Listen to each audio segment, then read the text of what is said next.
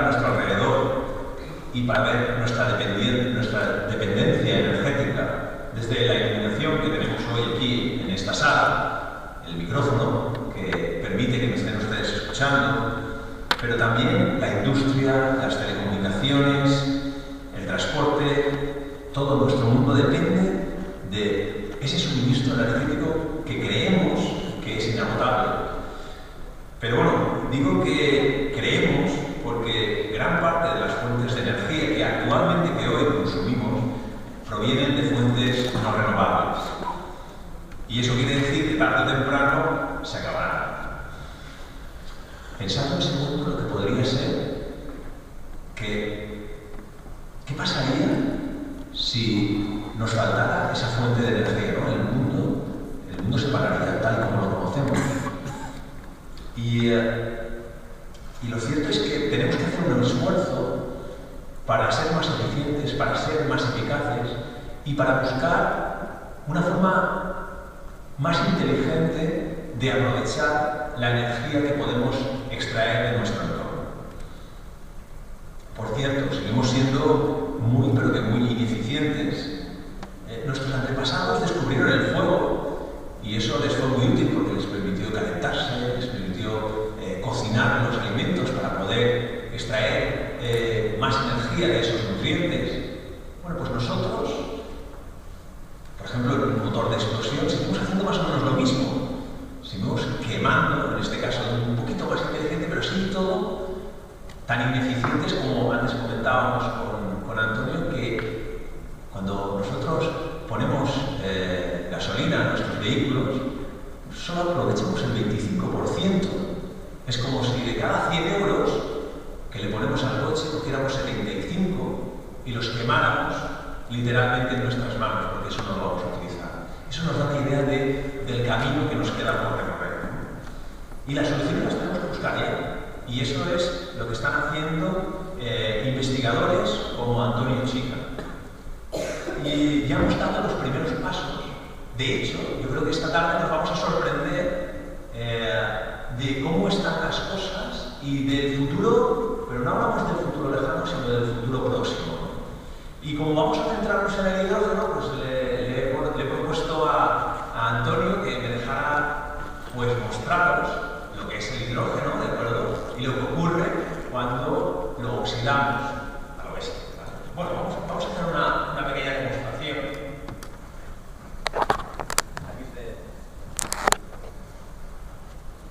Aquí tenemos un globo y lo hemos llenado con hidrógeno. Es hidrógeno gaseoso. Y lo que vamos a hacer es pues, acercarlo a una llama.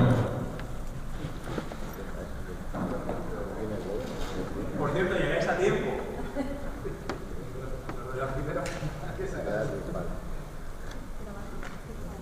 Nada, no, quiero que os fijéis porque es una reacción preciosa, muy interesante y que rápidamente, ¿no? ¿Vale? Nos fijamos todos. 1, 2 y 3. Sí. ¿Lo habéis visto, no? O sea, ahí había mucha energía. ¿Sabéis lo que hemos producido? Agua. Hemos oxidado el hidrógeno y hemos producido agua. Yo creo que esto le va a dar mucho juego, porque yo creo que a lo largo de la conferencia nos vamos a poder referir a esta técnica. Bueno, no quiero robarle más tiempo al ponente que tenemos esta tarde. No quiero robarle más tiempo al ponente que tenemos esta tarde. Y voy a presentarlo brevemente, aunque espero hacerle un poquito de justicia a su dilatada y exitosa carrera.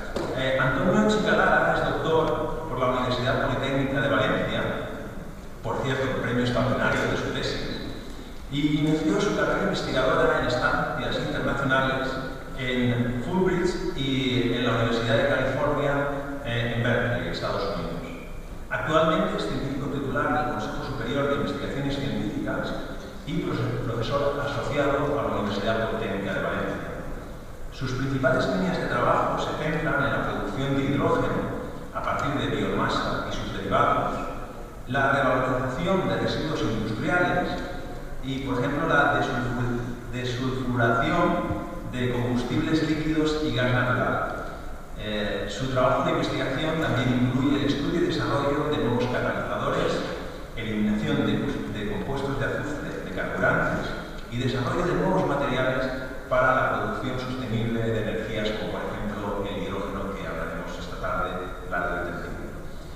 Sus últimos trabajos incluyen la aplicación de técnicas de catálisis combinatoria, redes neuronales y algoritmos genéticos al estudio de distintos ámbitos como la eliminación de contaminantes en carburantes líquidos y gaseosos, la producción de hidrógeno a partir de compuestos derivados de la biomasa, como hemos comentado antes, y el desarrollo de procesos industriales para la producción de energía mediante el aprovechamiento integral de corrientes residuales. Bueno, pues todo esto que he comentado brevemente se une a algo importantísimo y que yo creo que a veces en nuestro país lo echamos en falta. Y es que ha participado en trabajos de investigación desarrollados en colaboración con empresas como por ejemplo CEPSA, BP, ExxonMobil o Repsol, YPF, por citar algunos ejemplos que supongo que les sonarán a todos. En cuanto a su labor de investigación, ha publicado una centena de artículos en revistas internacionales de prestigio, capítulos en libro, y es coautor nada más y nada menos que de 25 patentes mundiales, 22 de ellas transferidas a la industria, para que alguien pueda pensar que en España no hacemos ciencia y no hacemos ciencia de primer nivel. Yo creo que nada más lejos de la realidad, aunque nunca nos cansaremos de reivindicar que cada vez se apoye y se invierta más en ciencia en nuestro país. Para finalizar, es miembro de la Sociedad Española de Catálisis, de la Real Sociedad Española de Química, de la American Chemical Society, de la Asociación Española de Hidrógeno y de la Agencia Internacional de Energía, entre otras. No podría seguir. Yo creo que para finalizar me gustaría destacar que recibió el primer premio Valencia Idea en 2009 en la modalidad de energía y medio ambiente. Como ven, esta noche vamos a poder disfrutar de una conferencia que va a ser impartida por un experto que yo creo que nos va a dar una imagen real de lo que está ocurriendo en estos momentos en este sector tan importante y a la vez tan estratégico. Y bueno, simplemente les pido un aplauso para el ponente y muchas gracias por acompañarnos.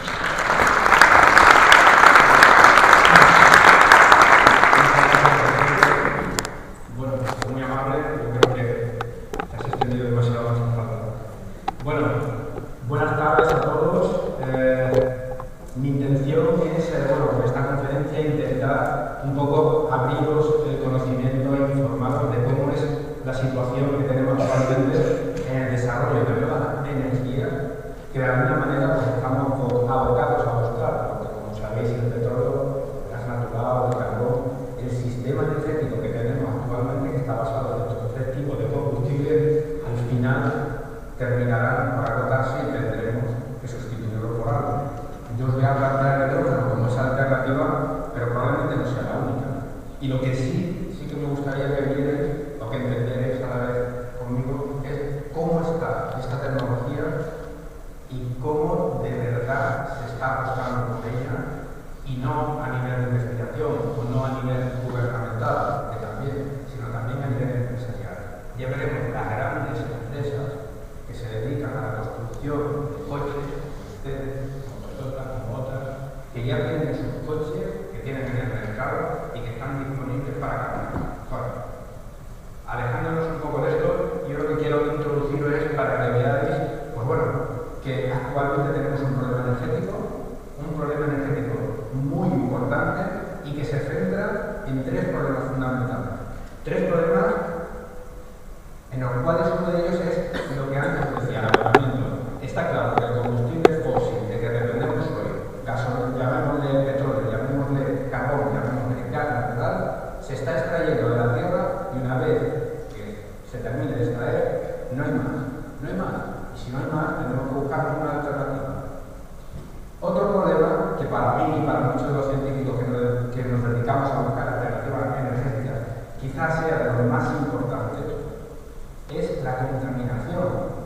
El uso de este tipo de combustibles genera un montón de contaminantes, tanto a nivel local, como puede ser el coche por su tubo de escape, como a nivel global, como son las emisiones de CO2. Las emisiones de CO2 que todos sabemos que de alguna manera están relacionadas, ya están relacionadas con el cambio climático, con el efecto invernadero. Y un tercer problema que se nos toca más en el bolsillo a todos y que, aunque que se agote, bueno, se agote, está un poquito lejos de mi pensamiento. Contamina, bueno, no pasa nada si contamina, lo importante es que no nos cueste mucho. Cuando ya nos toca a nosotros, lo importante es que tengamos un combustible barato y además cerquita, accesible. Pues ese es otro problema, porque tenemos un combustible que se está generando, que se está extrayendo o que está dominado por un número muy pequeño de países, con una geopolítica muy inestable. De manera que cuando tienen algún problema esos países, cortan el ritmo, suben los precios y además son los únicos que nos dan, con lo cual no podemos ir a otro sitio a comprarlo. Pues estos tres problemas fundamentales son los que se trata de resolver con las nuevas alternativas energéticas que se plantean. Dentro de lo que os decía, para nosotros los científicos, por lo menos en el trabajo que yo desarrollo, uno de los razones que nos mueven a buscar nuevas alternativas es precisamente por todo lo que tiene que ver con la contaminación. Porque la contaminación, si seguimos utilizando combustibles de origen fósil, no nos la vamos a poder quitar de encima, hagamos lo que hagamos. Porque estamos quemando y aunque tenemos ciertos compuestos que son contaminantes como azufre y demás, tenemos el CO2. Bueno, el caso es que una de las contaminaciones, de la contaminación más importante que surgió cuando se utilizaban los combustibles fósiles fue la lluvia ácida. Y era porque cuando quemábamos el petróleo, al quemar petróleo estamos generando óxidos de azufre, de nitrógeno que van implícitos en la composición de la gasolina, del diésel, del petróleo en general, que cuando se emitían a la atmósfera se combinaban con el agua, generando pues, el ácido sulfúrico y el ácido sulfúrico, al fin y al cabo, lo que ya conocemos como lluvia ácida. Aquí mostrados simplemente algunos efectos de esa lluvia ácida que aparecieron en Centro Europa fundamentalmente. Esto es una imagen de la Selva Negra, donde se ve cómo la lluvia ácida ha afectado pues, a los bosques. Luego, bueno, pues también los efectos que se ven de la lluvia ácida sobre algunas estatuas. Aquí tenemos una imagen más, y esta otra también de Centro Europa. Y en general, pues, la lluvia ácida era un problema de contaminación muy importante que surgió en los primeros momentos del combustible fósil y que se estableció que tenían que eliminarse, que tenían que emitirse una serie de restricciones para que las gasolinas no tuvieran esa cantidad de azufre y al final cuando se quemaba el combustible pues se generaba la lluvia ácida. Entonces lo que se hizo fue, desde el punto de vista político, se establecieron una serie de normativas que hacen que las gasolinas que se venden actualmente no tengan más de una cantidad determinada de azufre. Concretamente aquí hay varios países, ¿vale? Aquí no sé si os preocupa, pero bueno, por aquí está Europa, está España, estaremos alrededor de unos 10 ppm, por lo que es lo mismo, 10 partes por millón de azufre, lo que está permitido que contenga una gasolina líquida. Eso supuso, en el momento que se decidió este tipo de restricciones, supuso pues una revolución de la industria del refino, porque claro, ellos tenían unos procesos en los que trataban el petróleo, obtenían una gasolina de un diésel con un proceso cómodo, con una cantidad de azufre que, bueno, era alta, pero no pasaba nada. Pero al tener que restringir a 10 ppm, tuvieron que transformar, hacer una gran transformación en sus procesos para obtener esa gasolina con esa cantidad de azufre y poder venderla. Y luego también pues, se desarrollaron diferentes procesos de postcombustión, que son los conocidos catalizadores de terminas que dan el tubo de escape y que permiten que los óxidos de nitrógeno que se emitan sean transformados en unos óxidos que no son ya, por lo menos, contaminantes. Bueno, pues esa legislación empezó a estar vigente en los años 90 y se vio que, bueno, fijaros aquí está la evolución de todos estos contaminantes sobre los que se puso una determinada legislación. Entonces, pues se consiguió con esas legislaciones bajar la emisión de esos contaminantes. Estuvo muy bien, porque al fin y al cabo, pues, bueno, conseguimos tener una atmósfera más limpia, por lo menos desde los años 2005 por aquí. Pero ¿qué veíamos? Que uno de ellos, como es el CO2, lejos de disminuir, lo que ha hecho ha sido aumentar incluso un poquito. Y esto es un problema porque la combustión de los combustibles fósiles hoy en día da CO2 y es imposible eliminarlos siempre que estemos utilizando. O nos buscamos otros combustibles que no generen CO2 o vamos a seguir generando. Y el caso es que se vio ya, pues, bueno, que esa generación de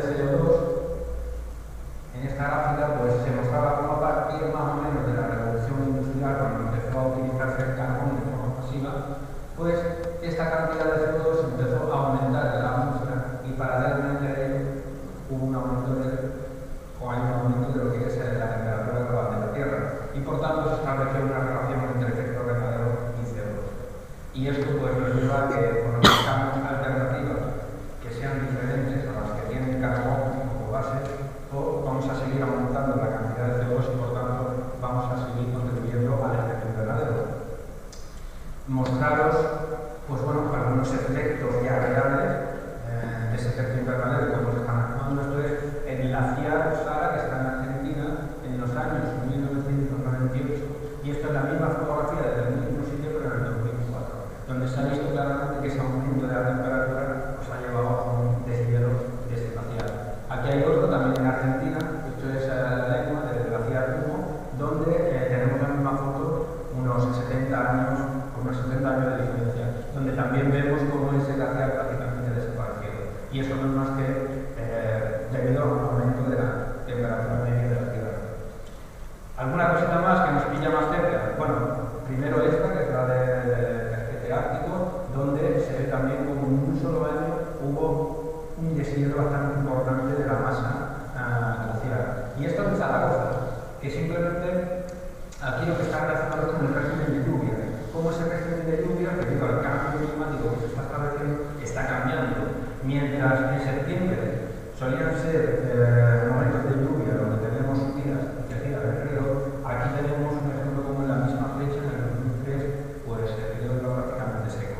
Bueno, el caso es que tenemos un efecto importante en la contaminación debido al uso de estos combustibles y que, bueno, hay que buscar alternativas porque se agotan, pero yo quiero que os convencer de alguna manera de que realmente nos debería dar igual que se agoten. Lo que es importante es esto. Es que estamos contaminando, es que estamos dando lugar a cambios en la atmósfera, en el clima, que de alguna manera nos están afectando y no positivamente. Entonces, nada más que con eso nos debería de ser, nos debería de darle como razón suficiente como para buscarnos lo que son alternativas. Bueno, ¿qué podemos hacer? En este panorama, ¿qué podemos hacer? Que es imaginaros que estamos como estamos, que no podemos buscar alternativas, que tenemos que seguir con los carburantes combustibles y demás que tenemos. ¿Qué creéis vosotros que podemos hacer? ¿A quién se le ocurre algo? Tenéis un botoncito que se pone rojo y podéis hablar. Desde el micrófono. Algo que vosotros creáis que teniendo lo que tenemos actualmente y pensando que es imposible cambiar eso, ¿qué podemos hacer con esos límites para un poco evitarnos esos tres factores que nos están condicionando pues, el que tengamos un sistema de futuro? ¿Cómo? Tenemos otras fuentes de energía, la eólica. Yo lo que te planteo es, no tienes más alternativas, esto es lo que tengo, petróleo. ¿Qué hago para que esos tres puntos, agotamiento, contaminación y distribución, los podamos mejorar?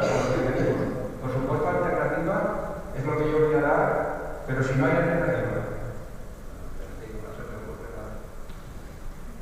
No estoy sacando el coche, andando, por ejemplo. Lo primero que se le ocurre y que sería básico, no hace falta ser científico ni estudiar ni nada, es decir, ¿qué hago yo para evitar contaminar? Ya está. Consumo menos, simplemente consumo menos. Con consumir menos, bajaríamos la cantidad de emisiones, bajaríamos la cantidad que consumimos, alargamos el tiempo de nuestro combustible. Es decir, sería totalmente factible, por lo menos, alargar muchísimo la vida del petróleo y contaminar muy poco. Porque si en vez de darle a la luz, nada más llegar a casa, porque muchas veces le damos y es un acto reflejo. Nosotros le entramos y damos y luego 7 días podemos volver. Coche, pues en vez de coger el coche una persona, un coche 3, 4 personas. En Estados Unidos, cuando estuve allí trabajando, yo trabajé en San Francisco.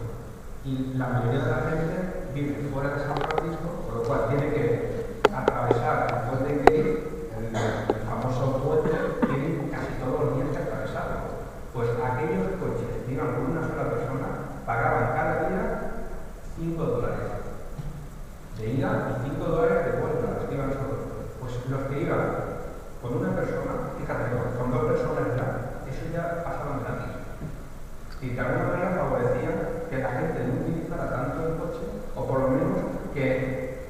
usar el coche fuera compartido. Eso contamina menos, claramente, en la ciudad. Una ciudad llena de gente que va haciendo todos los coches, si disminuye simplemente a la mitad la cantidad de coches que entran, perfecto, te quitas un montón de contaminación. Pues bueno, ese es el primer punto. Y luego es el segundo, como ese caballero ha presentado, que es ya, pues, dedicarnos a producir energía menos contaminante. Ejemplos de ello, pues todas las renovables, cualquiera de ellas mejoraría en gran medida la situación que tenemos ahora. Las térmicas mejoran su actividad y además el CO2, las térmicas fundamentalmente trabajan con carbón o gas natural, por lo cual van a generar CO2. Si desarrollamos tecnologías que cojan ese CO2 y lo secuestren y se lo queden de alguna manera, pues no estaremos emitiendo CO2 a la atmósfera y tendremos una central térmica mucho más eficiente. Utilizar pilas de combustible, que en eso voy a insistir, yo lo voy a dar a conocer, y por supuesto el uso de biocombustibles en cualquiera de sus variedades. Lo único que tenéis que tener en cuenta es que los biocombustibles tienen carbón, biodiesel, bioalcohol, forman parte de su formulación cadenas hidrocarbonadas, con lo cual el carbón lo seguimos quemando para producir CO2. Entonces, los biocombustibles, el uso de biocombustibles generará CO2. Lo bueno que tiene es que los biocombustibles suelen venir de masa, por ejemplo, y la biomasa se genera en las plantas que toman el CO2 que le da lo incorporan a sus estructuras de alguna manera y están consumiendo ese CO2, con lo cual el biocombustible sería casi neutro respecto al CO2 porque el que produce luego lo cogería la planta otra vez, ¿vale? Bueno, pues teniendo eso, yo la planteo sería, porque todas esas están bien, pero todas esas, la mayoría de ellas están basadas también en una energía que proviene del carbón como elemento, no os hablo del carbón de extracción, sino del carbón, ¿vale? Y ese carbón está en moléculas, está en el carbón fósil, está. Entonces, hay que moverse de una tecnología que utiliza carbón o carbono, en este caso, a un sistema que utiliza hidrógeno, que ya es completamente diferente. ¿Y por qué? Pues fijaros, una razón tan importante como el hidrógeno es el elemento más abundante del universo. Sí. Estamos hablando de un combustible que está en cantidades enormes, con esas ventajas que tenéis ahí. Y de esas ventajas yo destaco la primera, y es que no produce emisiones de CO2, no está basada en el carbono. Con lo cual, cuando nosotros quemamos hidrógeno, fijaros lo que producimos. Agua. Esa explosión que habéis visto ahí, que antes Vicente os ha dicho, ¿qué es lo que obtenemos ahí? Pues esa llamarada lo que nos ha producido es agua. Y una cantidad de agua mínima, que se habrá evaporado, pero el quemar el hidrógeno con oxígeno solo produce agua, y el agua completamente inocua, ¿vale? Pero bueno, vamos también a las cosas negativas, sobre todo positivo. Yo, bueno, pues psicológicamente os he puesto un gran cuadro de ventajas y un cuadro pequeñito de inconvenientes, ¿no? Es un poco para atraparos ahí un poco de ideas que hay en el hidrógeno, hay muchas más ventajas que inconvenientes, pero bueno, hay un inconveniente fundamental y es que el hidrógeno no se considera una fuente de energía. Eso significa que tú no puedes ir, como vamos con el petróleo, a unos yacimientos y lo extraemos. El hidrógeno no lo tenemos ni debajo de tierra, ni lo tenemos debajo del mar. Es decir, el hidrógeno está combinado con esas moléculas. Eso significa que es lo que se llama un portador energético. Es más, se le llama vector energético.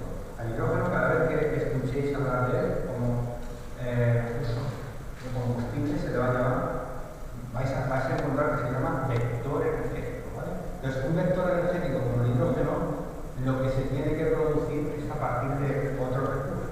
Y lo vamos a extraer de aquellos sitios donde se encuentre combinado, como puede ser en el agua, la fórmula del agua H2O, con lo cual ahí tendríamos hidrógeno, fuentes fósiles, biomasa, y además, para extraerlo de estas fuentes, de estos recursos, vamos a utilizar diferentes procesos, ya de electrólisis, ya de reformado, gasificación, ya veremos algunos, y para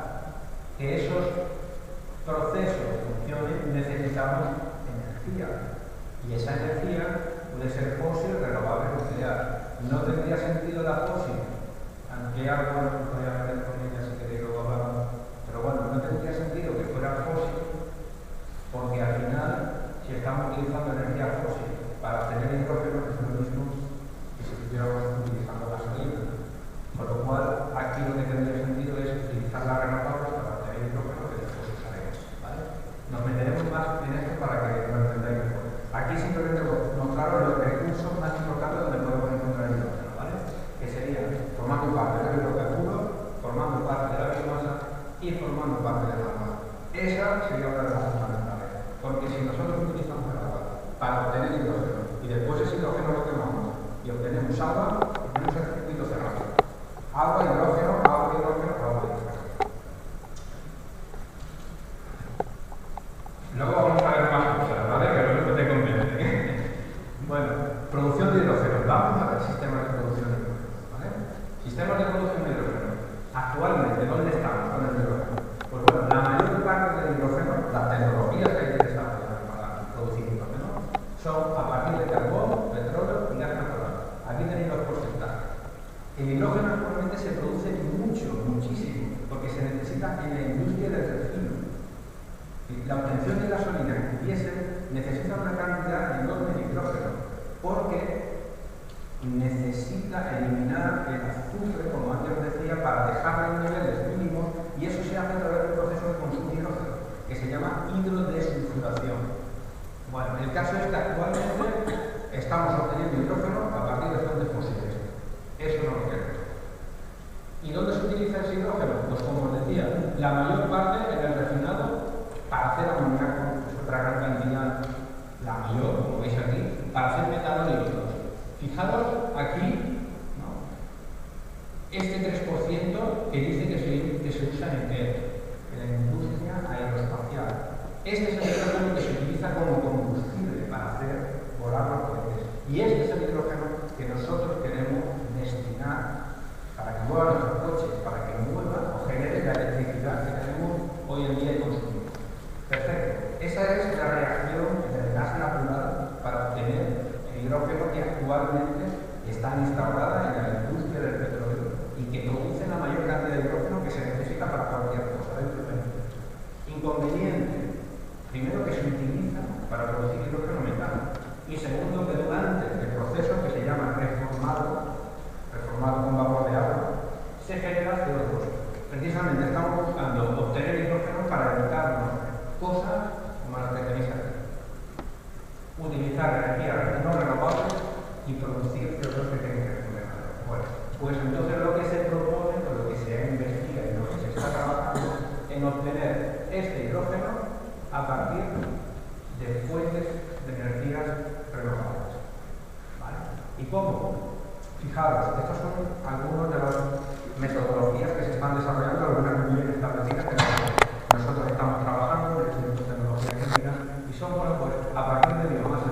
Biomasa se puede obtener de los residuos agrícolas, de los residuos ganaderos, de las industrias de la alimentación, que generan mucha biomasa, sería aprovechable, y de los residuos sólidos urbanos, al fin y al cabo de la parte dinámica de nuestra basura. A partir de ahí tenemos una biomasa que es muy interesante para, a través de procesos termoquímicos o biológicos, obtener hidrógeno. No os explico las bases de esta tecnología, que cómo se produce, simplemente confiar en mí en este aspecto de que estas tecnologías están desarrolladas, funcionan y se obtienen a partir de ellos hidrógeno. Aquí tenemos los procesos termoquímicos que suelen utilizarse para la biomasa que es más seca, biomasa que proviene, por ejemplo, de los residuos forestales. Esa es una biomasa más seca, pues esa es muy buena para obtener por gasificación o hidrólisis hidrógeno. ¿Vale? Y luego tenemos la parte biológica, o los procesos biológicos que ya no están tan bien desarrollados, son un poco más complicados, pero estos son muy buenos para lo que sería producir hidrógeno a partir de biomasa más ancha, de una biomasa que tiene una mayor cantidad de agua, biomasa que puede derivar de las industrias ganaderas, de los fúriles, de las heces, de industrias, o sea, de los residuos sólidos urbanos, que suelen tener una masa orgánica mucho más rica en agua, porque tienen pues, residuos, por ejemplo, de verduras, de cáscaras, de cualquier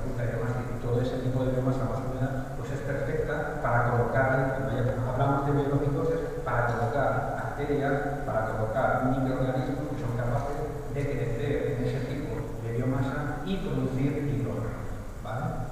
Que las hay, es decir, hay muchas bacterias que actualmente microorganismos que son capaces de transformar toda esa biomasa en hidrógeno. Bueno, pues esos son los métodos a partir de la biomasa, pero tenemos más. Y estos son los más interesantes, los menos desarrollados, pero los más interesantes.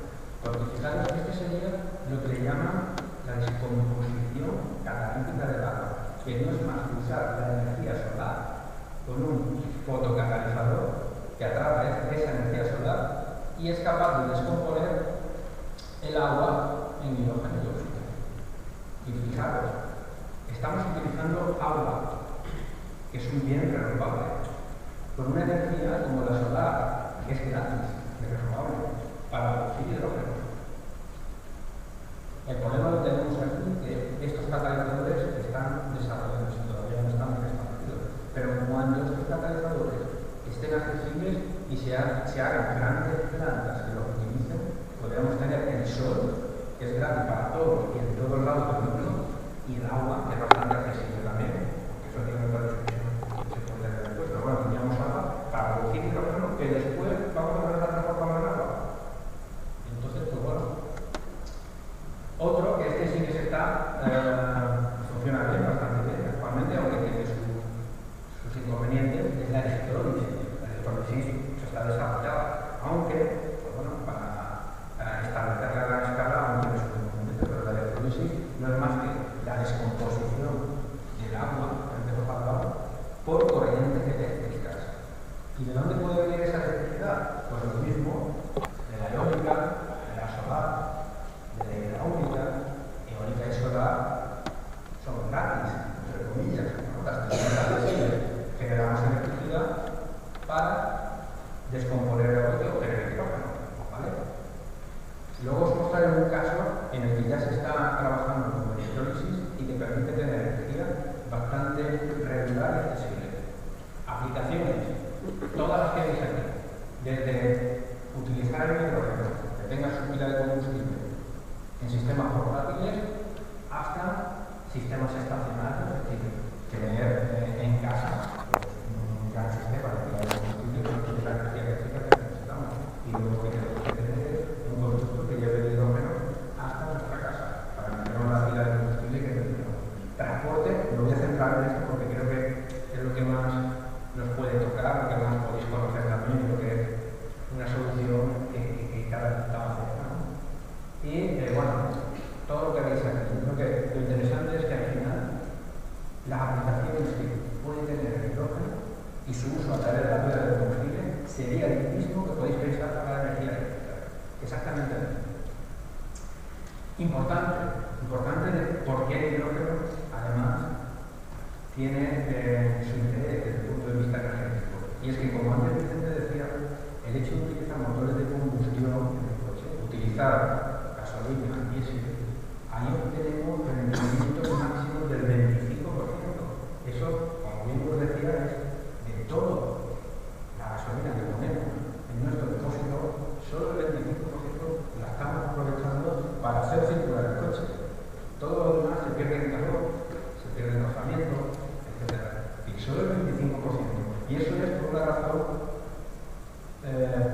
química, una razón termodinámica, una de las asignaturas que más me costaba entender, pero que al final era que te da mayores satisfacciones, porque si no entiendes al final puedes entender por qué pasan ciertas cosas. Y una es, en el caso de los motores de combustión, porque están controladas o limitadas por el ciclo de Carnot.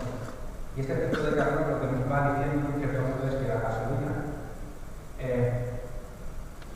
se va a transformar en el motor de combustión en energía térmica. Esta energía térmica se transformará en energía mecánica, que es la que queremos para que funcione el coche, y además también en la eléctrica para que funcione con los faros, la luz de las lunas, etc. Y el tener que llevar todo ese tipo de transformaciones y estar controlado por el ciclo de Carnot hace que el motor no tenga más que un rendimiento del 25% como mucho. En el caso de las pilas de combustible, esta energía química que ahora la daría el hidrógeno está controlada por lo que le llaman la ecuación de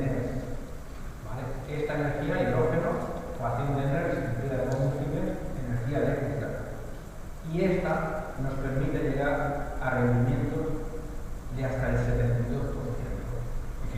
Estamos cambiando un sistema de energía que es la gasolina, en el que aprovechamos un 25% por otra que es hidrógeno, donde vamos a aprovechar el 72%. Es un avance, eso es muy importante. Entonces, teniendo en cuenta eso, pues las pilas de combustible es lo que más he trabajado, y hay un buen desarrollo de pilas de combustible a partir de las cuales tú alimentas hidrógeno y puedes obtener tu energía eléctrica. Para que veáis un poquito el funcionamiento de esta pila, voy a tener un vídeo que intento comentar para que veáis cómo funciona. Es bastante simple. Al final, lo que tienes en una pila, lo que es una pila de combustible, no es más que un ánodo, un cátodo y entre medias un electrolito. ¿Vale? Estos suelen ser metales, ¿vale? Y lo que hace es el hidrógeno llega al ánodo, en el ánodo ese hidrógeno se separa en electrones y protones. Los electrones, o sea, los protones van a atravesar el electrolito hacia el cátodo de los electrones, van por un circuito exterior generando la electricidad que necesitamos. ¿Vale? Con esa electricidad, pues nosotros encendemos una bombilla o movemos una rueda, lo que queramos. ¿Vale? Y luego esos electrones ya llegan por el circuito externo al cátodo, donde se combinan con los protones que han atravesado el electrodo y con el oxígeno que le va a llegar en el cátodo. Y se va a generar hidrógeno, o sea, agua y calor. Esa pila de combustible se puede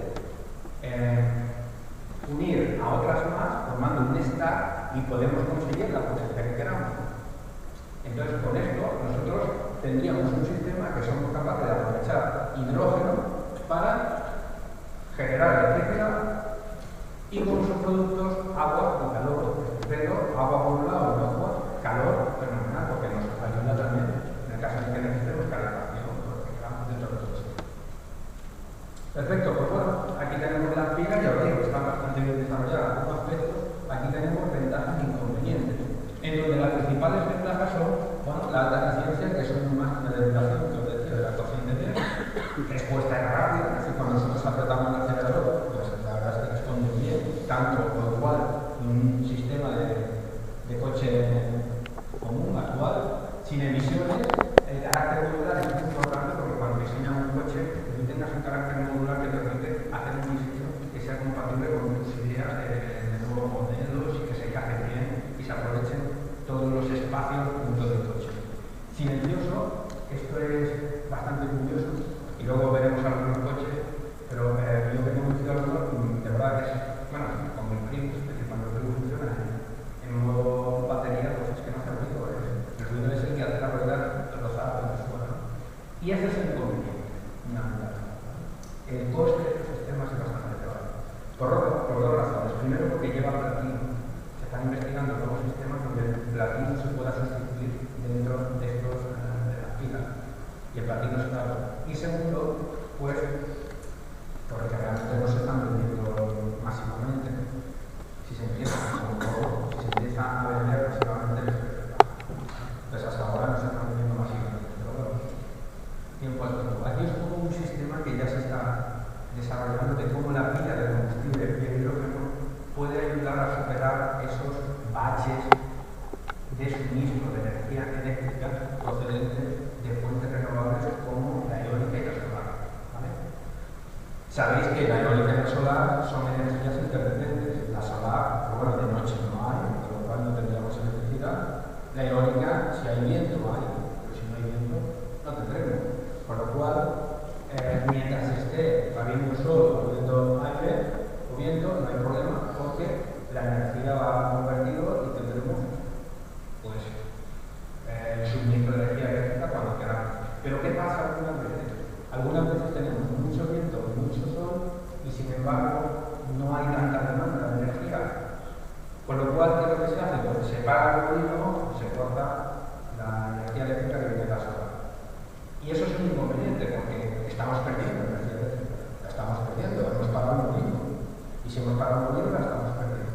Y hay veces todo lo contrario, que tenemos una gran demanda de energía eléctrica, pero no nos da abasto porque no hay viento o porque el sol no está con la suficiente fuerza, con lo cual no estamos dando la cantidad de energía que necesitaríamos para esa demanda. Si hubiéramos almacenado esa energía que habíamos perdido antes, quizás ahora podríamos haberla metido en la red y haber un poco compensado ese defecto de demanda. Y eso es lo que se está haciendo con las ciclas de combustible eléctrica. Es aquí.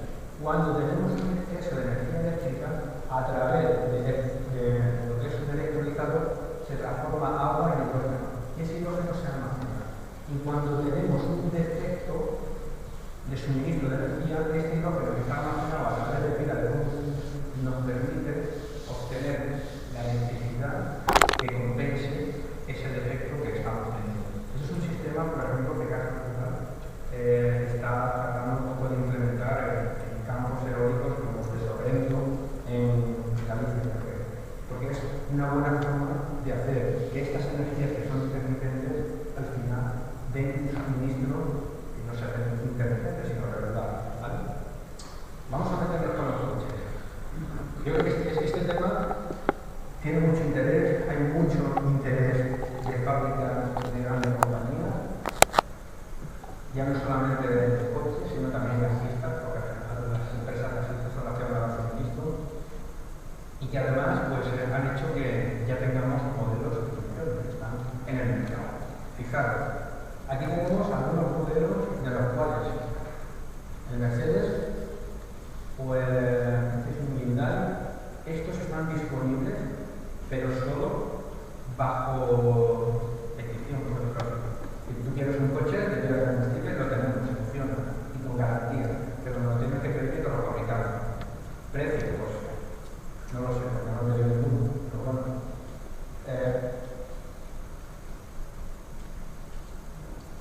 Toyota, Mirai.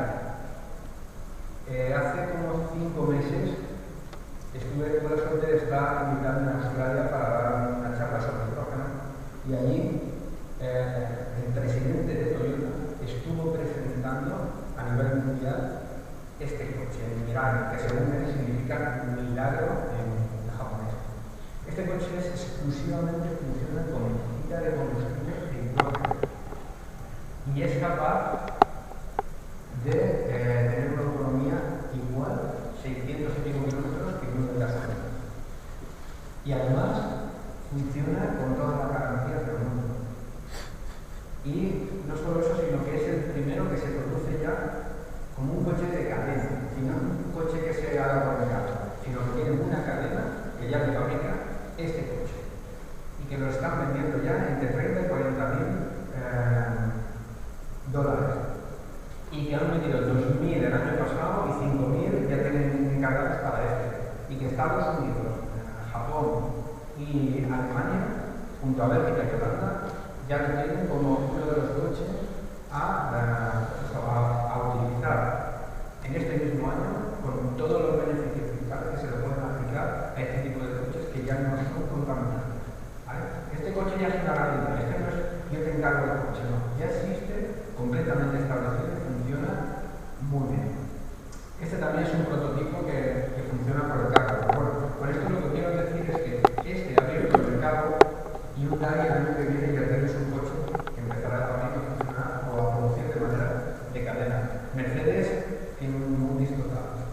Estas empresas tener en cuenta que bueno, tienen sus secretos y no dan tanta información sobre lo que hacen normal. Bueno, el caso es que lo que es el Toyota sí que ya se está vendiendo como un coche normal de la ciudad. Más, eso en cuanto a coches, más sistema de transporte. Pues hay autobuses que ya están funcionando con pilas de combustible. Eso es muy interesante porque imaginaros que todo lo que son los centros de las grandes ciudades, donde existen más problemas de coche y de contaminación, estuviera liderado simplemente por transporte público utilizar pilas de combustible. La contaminación bajaría mucho, pero hay una contaminación que es muy interesante, que es la del ruido.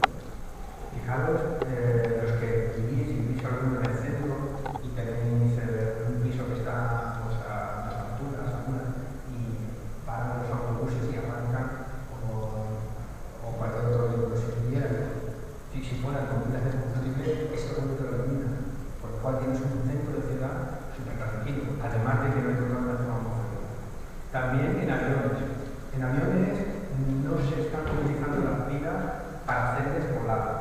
Se están utilizando para generar todo tipo de electricidad interna, tipo pues, subida y bajada subida y bajada de cristales, pero bueno, no, hay muchos sistemas eléctricos de puertas, de apertura y cerrado, de sistemas de esas puertas que se abren para que puedan bajar las ruedas, ¿no? Entonces, todo ese sistema eléctrico es el que está controlado por pilas de combustible, con lo cual eso da más autonomía al avión, porque ahora no tiene que utilizar el jet, la energía de combustible jet, para ese tipo de cosas, para generar esa electricidad que se necesita dentro del avión. Se puede utilizar íntegramente solo para dar autonomía. Este sí que fue un modelo que se desarrolló para que la pila fuera la que daba la propulsión, pero fijaros que el problema de la pila es que tiene un peso relativamente alto, con lo cual ese peso, si tenemos que ponerlo en un avión y en la cantidad suficiente de módulos de pila para que pueda despegar, probablemente sea un avión muy pesado y cuesta mucho. Entonces, aquí lo que está claro es que lo que se hará en términos de energía eléctrica necesaria para que funcionen todos los aparatos auxiliares del avión. Este también fue interesante, en este tuve yo la suerte de estar cuando estaba haciendo mi doctorado aquí en San Francisco. Fue en el momento en el que Schwarzenegger estaba de gobernador de California, y aquí lo que hizo fue inaugurar una de las primeras locomotoras no es de un metro, porque el 10 metros exactamente no es lo que existe, pero como un cercano, por decirlo así, que estaba movido por el. Entonces, pues bueno, sabéis que California en general es uno de los estados de Estados Unidos y a nivel mundial es el que lidera casi todo lo que tiene que ver con los cambios tecnológicos en favor del medio ambiente. Entonces, ellos están trabajando mucho en este tema y están desarrollando muy buenas tecnologías. También, pues por mar, y en el mar, pues tiene su sentido, porque si tú generas agua y estás utilizando agua, tienes un combustible prácticamente debajo de ti, inagotable, y además lo está transformando y a la vez emitiendo. Estos son remolcadores que unen los diferentes fiordos, lo que esto era, no sé si era en Noruega o en Finlandia, bueno, pues pequeños motores también, estos son todos los canales de Irlanda, hasta este sistema que era un submarino también utilizado con pilas de combustible. ¿Vale? Y ahora vamos al problema fundamental del hidrógeno. El hidrógeno, el problema fundamental no es producir. Se puede superar ese problema, el problema es almacenar. Sabéis que es un gas, y los gases almacenados tienen su problema. Entonces, si queremos tener una autonomía similar a los coches a la que estamos obteniendo con la gasolina, deberemos de almacenarlo pues, en la cantidad suficiente. Estos son la comparativa, por ejemplo, a la hora de almacenar una cantidad de hidrógeno similar a la que necesitas para que tenga la misma autonomía que un coche de gasolina. Si almacenáramos el hidrógeno a 200 bares, en gas a 200 bares, necesitamos este volumen de depósito que encajarlo dentro del coche, bueno, es complicado. Mejoramos cuando ese hidrógeno, en vez de tenerlo gas, lo tenemos licuado. El problema es que licuar el hidrógeno hace que consumamos una tercera parte de él. Si tenemos 3 partes de hidrógeno, una la tenemos que utilizar para licuar, por lo cual ya perdemos. Y estos son sistemas en desarrollo, algunos de ellos los conocen, que es basado en impuros metálicos. Esos impuros lo que hacen es absorber el hidrógeno y después, cuando lo necesitamos, lo liberamos. Tienen un problema, y el problema fundamental es que esa absorción y desorción pues, no está muy bien controlada. Pero bueno, lo que ya se ha desarrollado funciona muy bien, y es lo que llevan estos coches, los hemos mostrado, es sistemas a presión, pero no a 200, sino a 700 bares. 700. Estos sistemas de 700 bares están muy bien establecidos, muy bien testados, muy bien certificados, con todas las pruebas de control, de impacto, para que sean lo suficientemente seguros para que Toyota ya pueda vender su coche de manera regular. Fijaros dónde suelen estar localizados, siempre en la parte de atrás o debajo de los asientos. Son sitios de seguridad establecidos que se sabe que cuando hay un choque son los más protegidos. Pero no obstante, se han hecho impactos directos sobre este tipo de sistemas y han funcionado muy bien. ¿Vale? Siguiente problema. Parece que 700 bares es la solución. Y de hecho se han lanzado a fabricar coches. Pero ahora no solamente necesitamos tener donde almacenarlo, necesitamos un sitio donde poder recostar. Ese es el problema fundamental. No tenemos ahora sitio donde recostar. Fijaros, todos estos puntitos que aparecen aquí, ¿no? Son puntitos donde se están haciendo o desarrollando o construyendo hidrogeneras, que se llama. ¿Dónde están los puntos? Si os veis así, sin localizar nada más que puntos, ¿qué veis? Que están en Estados Unidos, están en Europa, donde están fundamentalmente por aquí, por Alemania y un poquito más, ¿no? Y sobre todo, fijaros Japón, Japón y Corea los tenéis. Más importante, lo que cuenta aquí son los puntos verdes. Y los puntos verdes, ¿dónde están en mayor proporción? Japón. Japón tiene un desarrollo tecnológico en hidrógeno exagerado. Y apuesta directamente por este tipo de energía. La última noticia, no sé si la habéis leído, yo la leí el otro día en el periódico, la central nuclear de Fukushima se va a eliminar y se va a transformar completamente en una industria de generación de hidrógeno para el escape. Japón ya tiene claro que su futuro es el hidrógeno. Alemania, bastante claro. Alemania tiene un programa de formación de hidrogeneras, de construcción de hidrogeneras enorme. Y van a intentar tratar de poner cada 300 kilómetros incluso menos una hidrogenera. Tienen un contrato con Air Liquide donde están desarrollando ese tipo de sistema. Y Estados Unidos, sobre todo, California, está presente, ¿vale? En esa zona. Entonces, bueno, el hidrógeno parece que ya no es tan intangible como antes, es una realidad que ya se está moviendo. Diferentes sistemas, bueno, aquí quería llamar la atención de que, bueno, en España tenemos un punto verde, que, bueno, vamos a tener que tacharlo porque acaba de desmantelarse. Y ese punto verde es este. Esta hoja, la Expo, no sé si lo recordáis, la Expo, si fue alguno, allí se dio mucha promoción de hidrógeno, había un autobús que te llevaba, que funcionaba con combustible hidrógeno y tenía su surtidor de hidrógeno. Pero bueno, si leéis un poco la prensa también, en estos temas se habló que se vendía hidrógeno con un sector.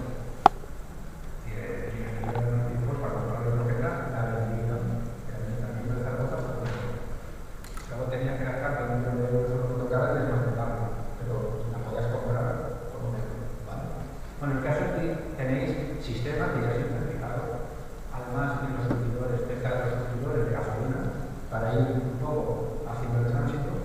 Aquí tenéis varios sistemas, estos de gran manguera son referentes a hidrógeno líquido. Entonces, bueno, estos están ya en desuso y están dedicándose a alta presión, que es lo que os decía. Y depósitos que llenan a 700 bares. Aquí ya nos tiene que cambiar un poco el concepto del gasolinero. No sé cómo me dicen en Valencia, el pueblo que soy de Jaén y dice gasolinero.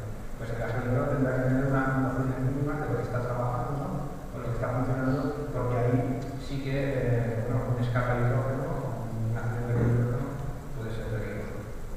Que lleva algunas nociones para que esté tan peligroso como se cree, pero bueno, por lo menos tiene que tener unas mínimas nociones de cómo utilizar este tipo de dispensador.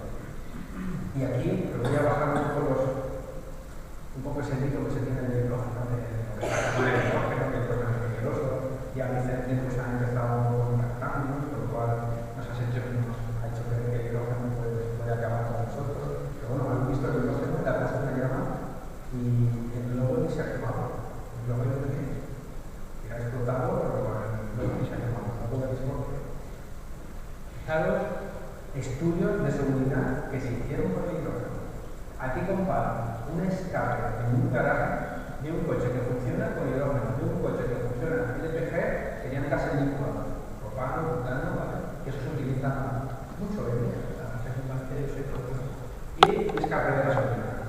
Si tenemos una fuga de gasolina, un escape de gasolina, cae el coche y se deposita en el fondo, ¿no? Aparte de los vapores que va a generar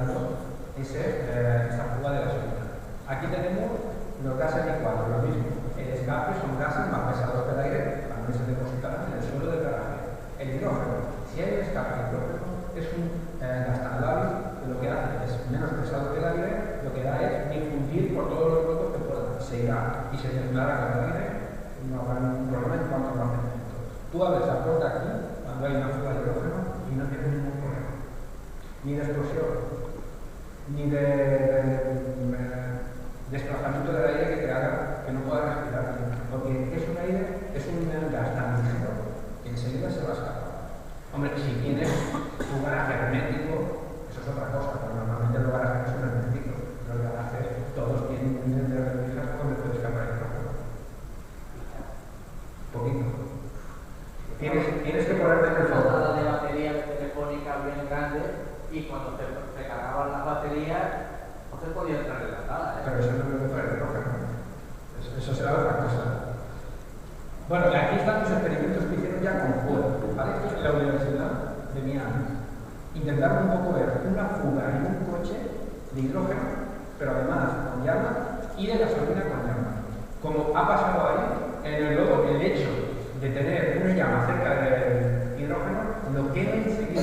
Es una llama, además de que es poco energética comparada con otros combustibles, es muy rápida. Fijaros que aquí, desde que se inicia, esto es un depósito donde se ha abierto una brecha en el depósito y se le ha pegado fuego a costa. ¿Vale? Y el hidrógeno, en cuestión de, ¿cuánto? 1,3 minutos, ¿no? Se agota todo, no hay explosión fija, simplemente hay un quemado de hidrógeno.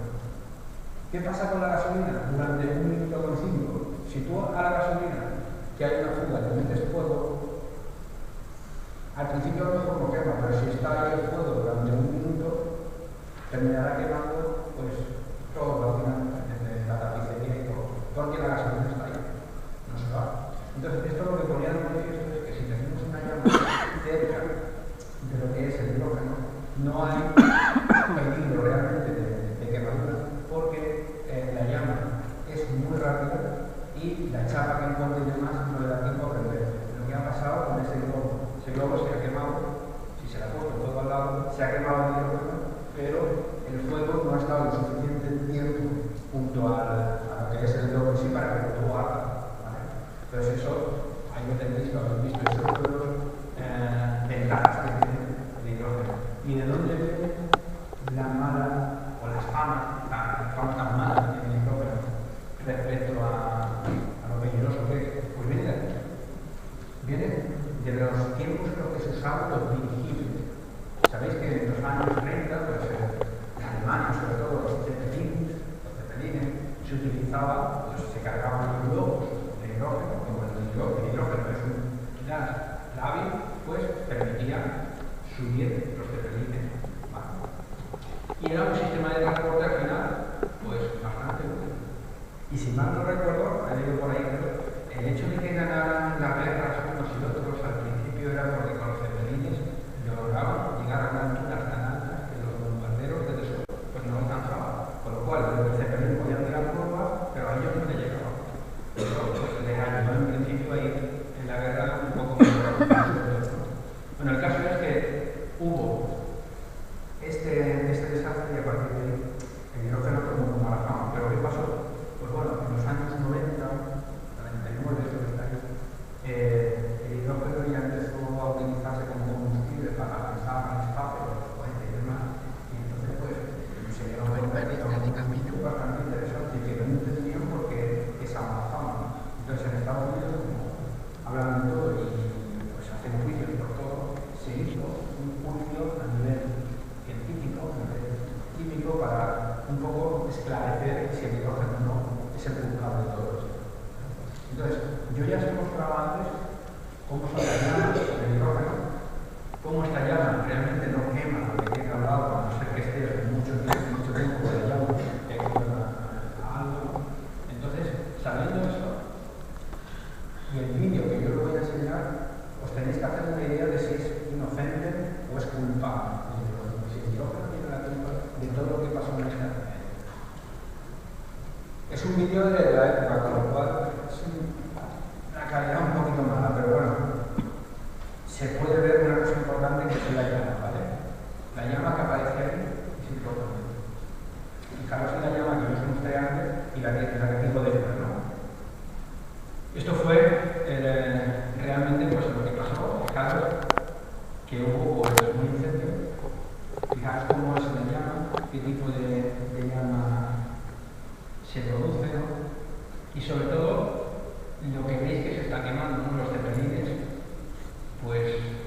eran estructuras ligeras que estaban rodeadas de unas capas impermeables que permitían meter hidrógeno sin que se escapara.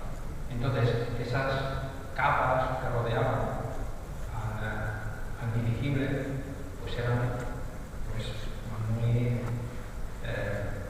ardían con facilidad, eran plásticos, y al arder con facilidad, viendo lo que veis ahí, el tipo de llama, viendo que el hidrógeno quema como quema y que es una combustión muy rápida, y viendo ese vídeo, ¿vosotros qué pensáis?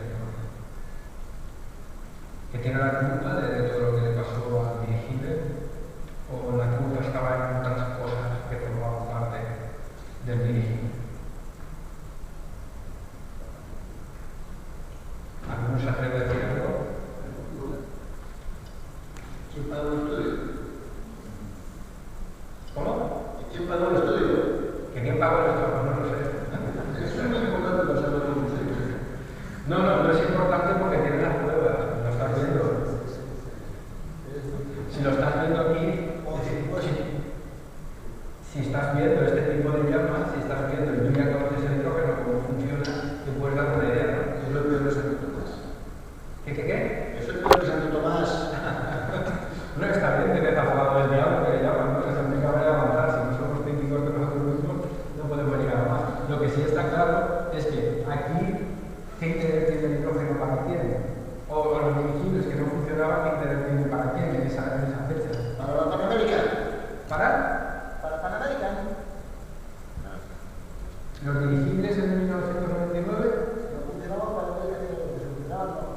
Bueno, pero eso lo dudo. Como usted me lo duda, ya se lo dudo suyo. Bueno, el caso es que claramente viendo todo lo que tenía que ver con la insalubridad de los materiales de los que estaban construidos los dirigibles, pues está claro que no es el hidrógeno en sí. El hidrógeno, como puede ser cualquier otro gas que formara parte, si el dirigible en vez de estar formado por el hidrógeno, está formado por otro gas, pues realmente si no hubieran sido estos materiales tan combustibles, pues hubiera escapado el gas, hubiera caído poco a poco y no hubiera sido el desastre de abrirse y querer cargar, porque eso se debió fundamentalmente al quemado de todo lo que rodea a ese sistema de construcción tan combustible, ¿vale? Entonces, bueno, ya por último mostraros lo que es las visiones que se tienen de la economía del hidrógeno. Son dos visiones distintas, una relacionada con la industria petrolera, de cómo lo ve el hidrógeno, que lo ve y apuesta por él también, pero claro, que era apuesta por él utilizando todavía lo que es combustible fósil, de extraer ese hidrógeno, el combustible fósil. Ya hemos visto antes de utilizar gas natural para producir hidrógeno, generaba CO2, pero bueno, ellos lo que dicen es que tenemos un sistema de secuestro de CO2 bastante decente, pero luego de ese CO2 lo que hacemos es secuestrarlo y evitar que vaya a la atmósfera. Ya lo tenemos ahí. Tenemos hidrógeno, somos nosotros, la industria petrolera, la que de nuevo controlamos la producción de hidrógeno, porque tenemos de dónde producirlo, que es el petróleo, y ahora el CO2 que generamos para que no nos pase lo que estamos intentando evitar, que es generar contaminantes de ese CO2, lo vamos a secuestrar y lo vamos a almacenar para que lo recogemos.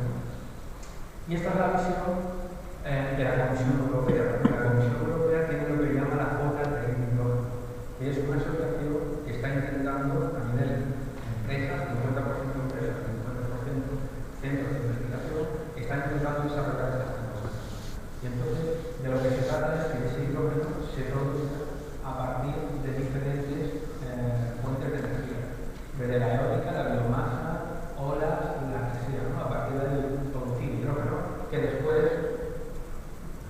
creo que se me ha caído, no sé si me escucháis. Sí, vale. Entonces, ese hidrógeno lo que hace es, de diferentes fuentes, llevarla a un hidrogenoducto común y repartirlo donde se necesite. Y de esta manera lo que tenemos es que ahora ya el hidrógeno casi cada país lo podría producir a partir de los recursos que tengan. Unos tendrán biomasa, otros tendrán eólica, otros tendrán solar, otros tendrán olas, pero ya no vamos a depender de de hidrógeno a partir de lo que son fuentes fósiles. Y es por lo que se está trabajando y donde tenemos la financiación, que Europa está gastando mucho dinero en manejar este tipo de tecnologías, porque al final toda la investigación, todo lo que se hace o está dirigido hacia algún tipo de objetivo. Si no tenemos un apoyo político, si no tenemos decisiones políticas que lo respalden, no podemos llegar más. Porque si no nos dan dinero, nosotros podemos pensar de que si no tenemos dinero, lo podemos desarrollar. Eso también lo quería mostrar, porque es curioso. Yo, pues bueno, cuando uno va viendo y va recogiendo algunos datos, aquí tenéis lo que es la extracción de un fragmento del libro de Julio Verne de la Isla Misteriosa, en donde él, de alguna manera, ya avanzaba que uno de los posibles combustibles del futuro podría ser el hidrógeno, y el agua separada de diferentes componentes, oxígeno, el hidrógeno, pues podría ser el combustible del futuro. Al final, parece que se va a cumplir otros de sus visiones, ¿no? Bueno, y con esto creo que yo ya no os doy más a la lata. Espero que por lo menos os haya quedado algo de esta tecnología, de cómo está, de cómo va avanzando, que veáis que es una realidad, que no se trata de algo ya intangible. Está claro que el petróleo esté al precio que está, pues si queremos tirar del petróleo, pero lo que también está claro es que el petróleo no va a ser perpetuo. El petróleo se gasta, el carbón se gastará y el gas natural terminará por agotarse. Con lo cual, esta tecnología tendrá su sentido y sobre todo cuando empiece a explotarse a gran escala. Porque sabéis que comprar un producto porque una persona solo te lo pide, pues es muy caro. Pero si ese producto te lo están pidiendo miles de personas, tú puedes bajar los costes. Pues muchas gracias.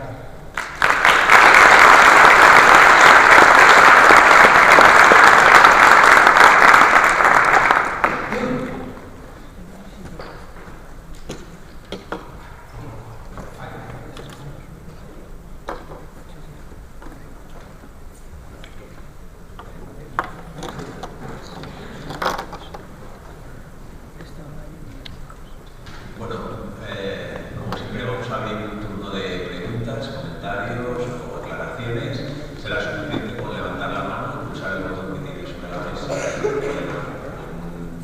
Una pregunta, una duda, sí, por ahí. Me gustaría saber si ha habido algún estudio valorando el efecto que pueda tener el vapor de agua de miles de millones de coches sobre el invernadero. Precisamente, mira, esa es la pregunta que estaba hablando con mi gente antes de empezar la charla.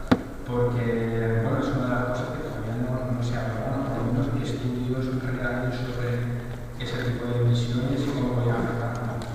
No están determinados. Lo que sí está claro es que, bueno, lo que tenéis que tener en cuenta es que el agua que sale por el tubo de escape va a salir a temperatura a la atmósfera, que estará a temperatura ambiente, y que por lo general la mayor cantidad, la mayor parte estará condensada, con lo cual el efecto no va a ser extremadamente grande. Es decir, lo que habría que ver es cuánto se consume en zonas locales y cuánta agua pasa al vapor y cuánta pasa a estado líquido. La mayor parte, ya os digo, va a estar en fase líquida, con lo cual pues, va a alcantarillado y al alcantarillado donde se determine esa zona. En fin, no tiene por qué tener un efecto exagerado. Es decir, habría que verlo.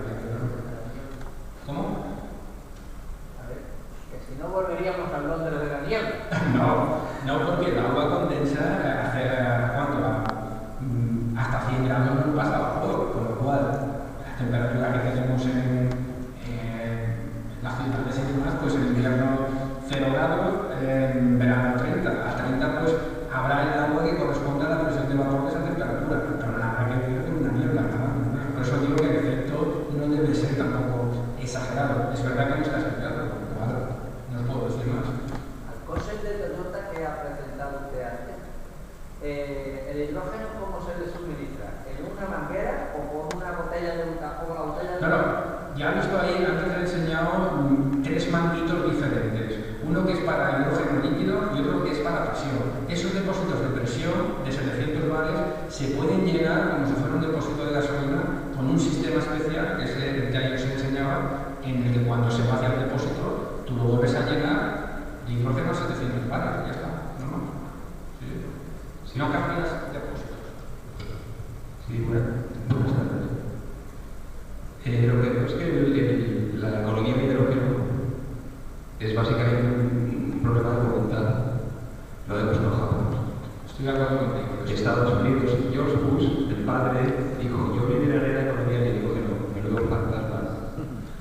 Entonces, eso es claro, porque es así, ¿no? Pues los japoneses sabrán por qué, en qué basa su economía. Esto es una respuesta, una pregunta muy controvertida, y ya es la idea por gente que vive aquí, y prácticamente la técnica no quiso contestar. Se pillaba un poco los dedos, ¿no? Porque no te quiero que me los pilles. No, pero le presentamos al ministro sobre qué se sabe todo esto, por ejemplo, ¿no? Sí, lo sabe perfectamente, porque lo sabe, y es contra lo que luchan los poderes fácticos, ¿no? Entonces, además, es que hay otro asunto, que es la pregunta real de esta evaluación. ¿Qué hay de esos vehículos funcionando con pila de combustible que resulta que producen un 90% de excedente y que uno llega a su casa y conecta? No sé muy bien ese funcionamiento porque no soy ni físico ni de qué. Lo conecta a su casa, alimenta su vivienda y los excedentes se distribuyen en red. Es lo que se llama el internet de la energía. Eso acojona al sistema, ¿verdad?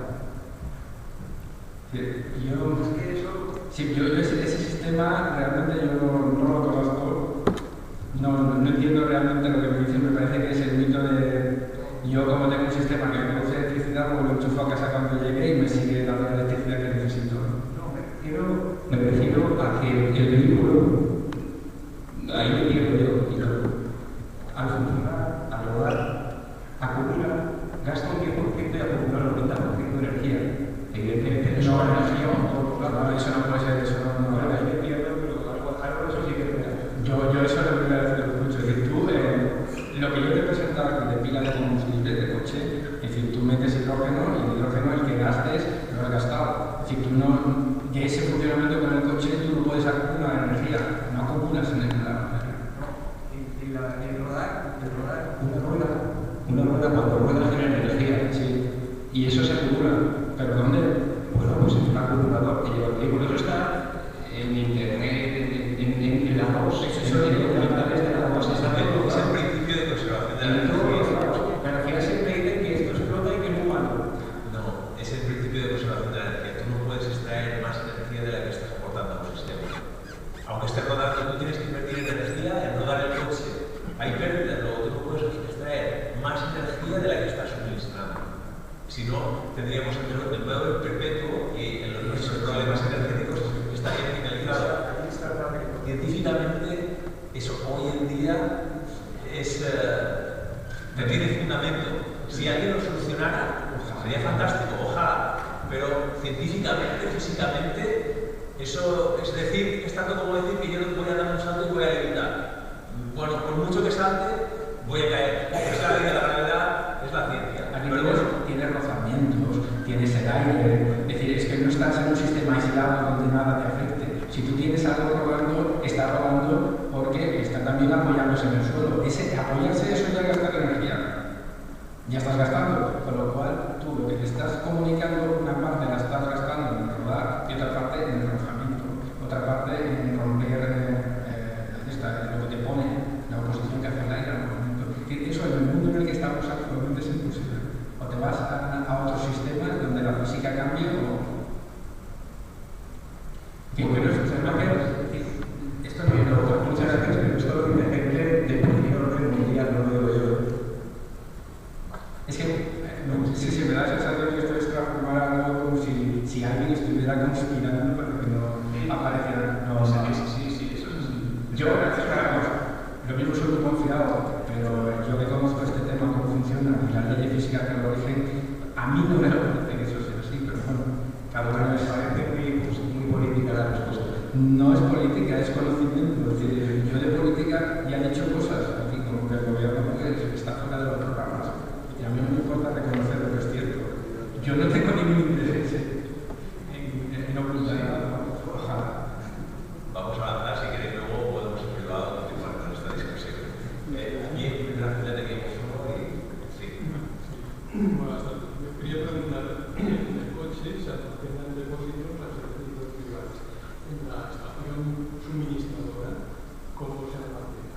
el almacenamiento y la reposición se hace por medio de tanques llevados por... Hay varios sistemas, ¿vale? Que se están...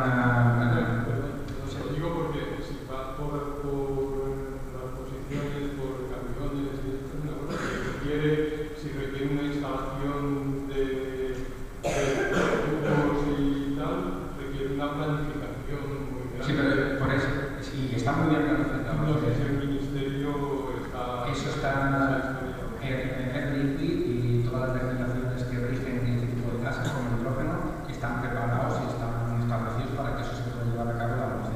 No se trata de coger hidrógeno y llevarlo de donde se produce a la hidrogenera. Se trata de producirlo en la misma hidrogenera. Y el hidrógeno, tú tienes un sistema que parece que se está decantando, es la electrólisis, es decir, hacer hidrógeno in situ en la hidrogenera a medida que lo vayas necesitando para suministrarlo al coche. De manera que nunca va a haber transporte de hidrógeno. Tú estás continuamente generando hidrógeno a medida que lo necesitas en la hidrogenera. Es decir, no va a haber ningún sistema donde tú tengas que transportar hidrógeno, no tendría mucho sentido transportar gas. Entonces eso sería instalando espontáneamente las empresas que están instalando según el parque móvil operable que tienen. Efectivamente. No había falta una planificación. Sí, se necesita una planificación dependiendo de la gente que hay y lo que se espera que se tiene que gastar. Porque si tú tienes un centro de 2 millones de coches a los que tienes que surtir, tú tienes que tener por lo menos una capacidad, una infraestructura que dé servicio a esos coches. Con lo cual, o haces muchas de pequeña capacidad o haces una de más capacidad o dependiendo de la autonomía de los coches, que yo te digo que están muy alto, pues tú vas estableciendo la distancia que debe haber entre cada uno. Pero debe de planificarse, porque como se han planificado las gasolineras, las gasolineras está planificada su situación, es aleatorio, están porque se necesitan que estén en esos lugares. Sí, había otra intervención, sí. Vamos a ver, el desarrollo del hidrógeno, tecnológicamente yo lo veo muy bien, como ingeniero y también como persona que veo que resuelve muchos problemas a nivel de contaminación. Lo que claro es que sigo viendo que tiene más facilidad de introducción en lo que se refiere a unidades compactas, a vehículos, submarinos de baños, incluso Alemania ha optado sus submarinos por esa solución única para no meter la solución nuclear y en fin, que tiene muchas ventajas, pero por ejemplo en un uso de hogar entiendo por lo que ha dicho usted que sería siempre a nivel de montarse uno, suponiendo que ya ha bajado a nivel bueno de precio, una pila en casa porque transportarlo por tubería, habiendo además una inercia gasista que se está prolongando, el que el gas natural llega a todos los sitios. Es decir, no, ahora ya no, ahora en vez de esto, que ni siquiera llega a todos los sitios, ahora será hidrógeno. Por lo cual requiere también la conversión de aparellaje que tenemos preparado para una cosa, ahora para otra, que la gente lo sepa manejar bien, etcétera, etcétera. Entonces mi pregunta es, pues nos hemos perdido, ¿hasta qué punto se prevé que será viable, si es que lo va a ser, el transporte por tuberías de una casa o bien serían unidades autónomas para otra cosa? Esa es la primera pregunta. Y la segunda, que es muy breve, es si al hidrógeno se le pone algún tipo de olor para detectar fugas. En un garaje, por ejemplo. Gracias. Bueno, te contesto la pregunta que es más rápida. Tener en cuenta, yo sigo insistiendo, el hidrógeno es mucho más ligero que el aire. Y a no ser que sea un sistema hermético en el que se esté suministrando, se va a escapar rápidamente, con lo cual no se va a almacenar en algún lado. Hasta ahora no se prevé ningún tipo de... Es verdad que pica, como he dicho antes, un camión por ahí, tú notas porque te pica un poco. Pero por lo general, hasta ahora, es decir, no se está pensando o no se ha pensado en ningún tipo de sistema de detección por olor. Fundamentalmente porque es un gas como es decir, es muy difícil que se acumule. No obstante, sí que existen detectores, es decir, detectores electrónicos que te permiten pues, detectar y quitar como quitan el humo, que eso es lo que se establece en las casas, entiendo yo. Y sistemas que sean capaces de detectar una concentración determinada de hidrógeno y que empiece a aplicar. ¿Vale?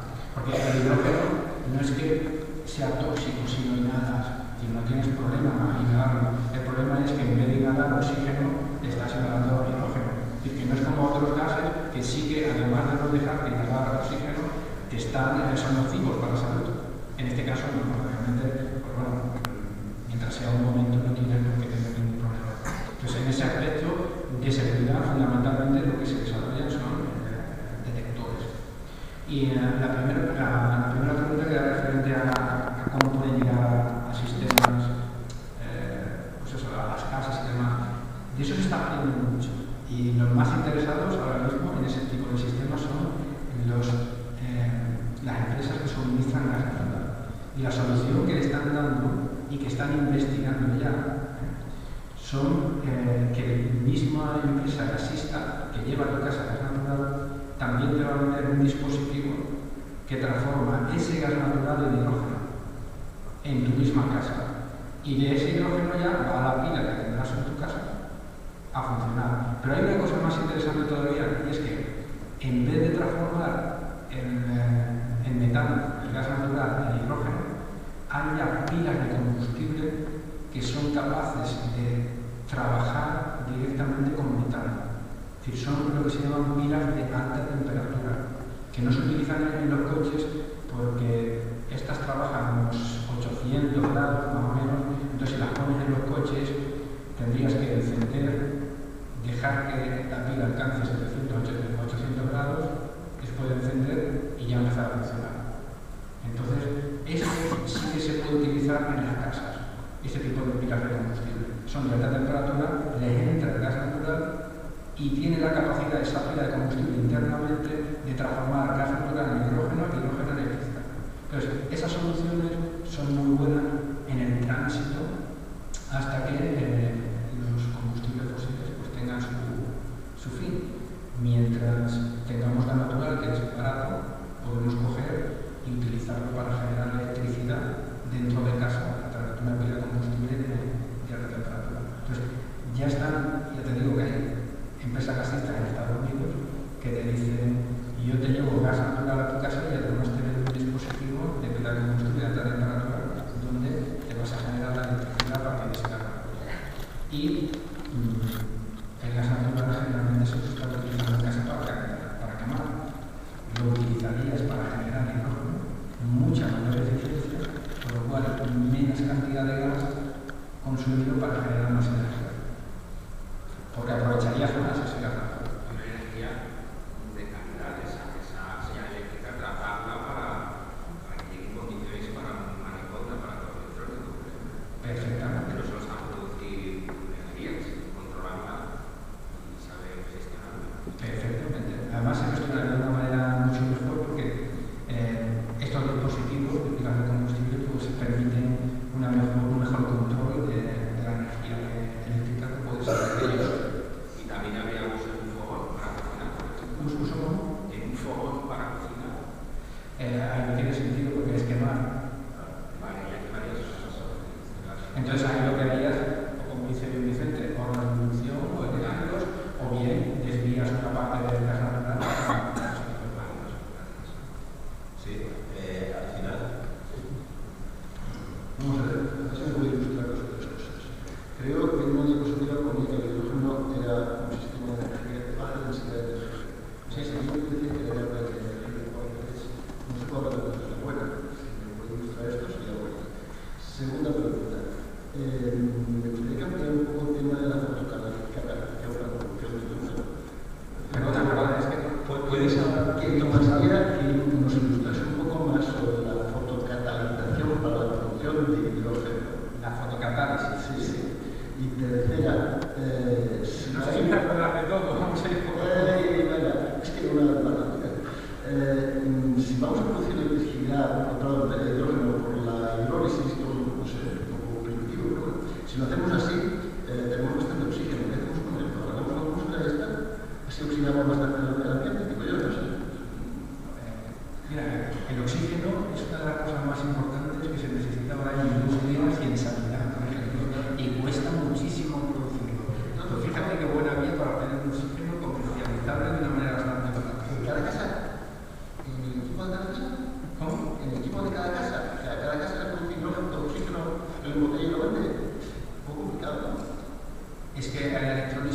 plantea para que la tengas en casa. Lo que se plantea en casa es lo que os decía, el gas natural, o bien que el hidrógeno directamente a la electrólisis se suele o se piensa utilizar para generar hidrógeno en las hidrogeneras, por ejemplo. Y tú tendrías tu sistema de hidrólisis controlado en una hidrogenera con todos los sistemas de seguridad, de evacuación o de recogida de oxígeno, ¿vale? Y de almacenaje y de suministro de hidrógeno para los coches. La electrólisis en las casas no se ve como una vía alternativa. Llevo electricidad a la hidrogenera. ¿Es eso? Además, pillo agua, hago electrólisis, capto el oxígeno y llevo el oxígeno con un gasoducto con un envase al hospital. ¿Es eso? No pasa así, no pasa así. Por ejemplo, se me ocurre, no sé lo que está no sé cómo está investigado. Y bueno, la segunda que decía de electrocatálisis, una fotocatálisis, realmente eso están en investigaciones, están ahora mismo en sus orígenes, en la parte más inicial de todas, porque no es fácil captar energía solar a través de un catalizador para poder separar hidrógeno y oxígeno.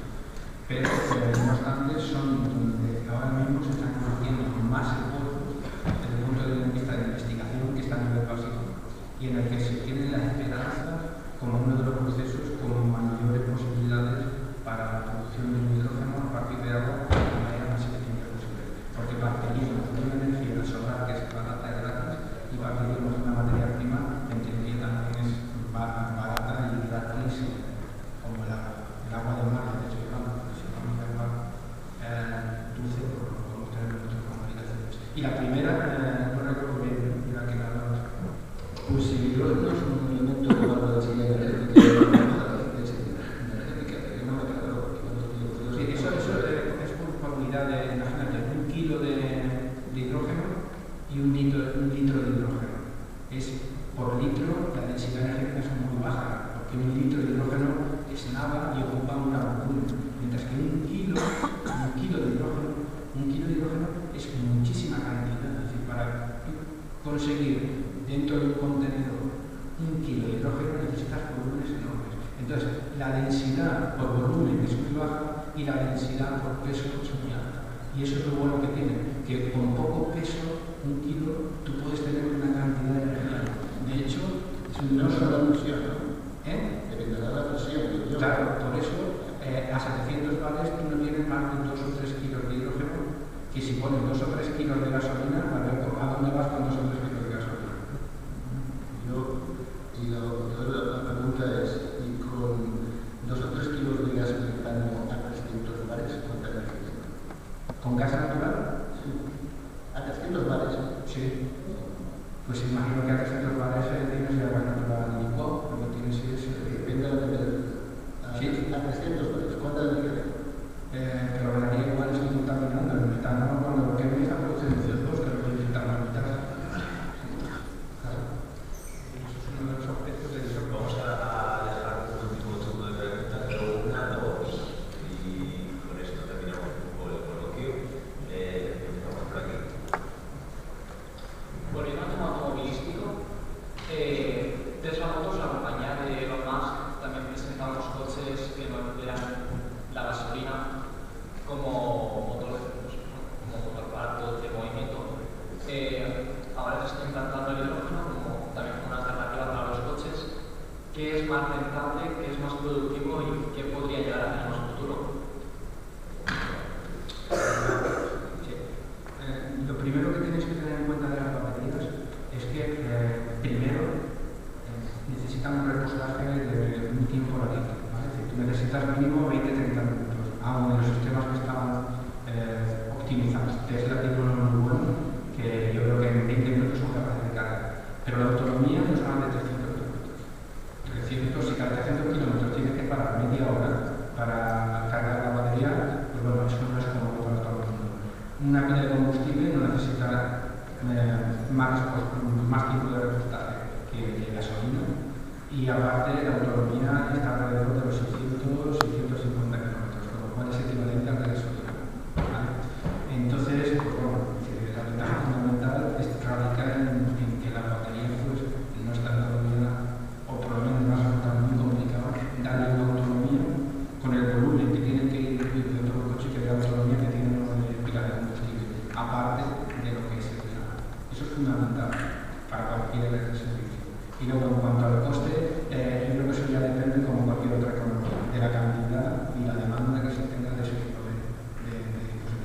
si la pila de combustible empieza a desmontarse como se demanda un coche de combustión, y yo pienso que los precios bajarán muchísimo.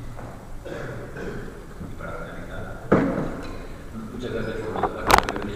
Quería hacer un comentario a la pregunta de antes de que se iba a generar mucha agua y el agua iba a aumentar el efecto invernadero.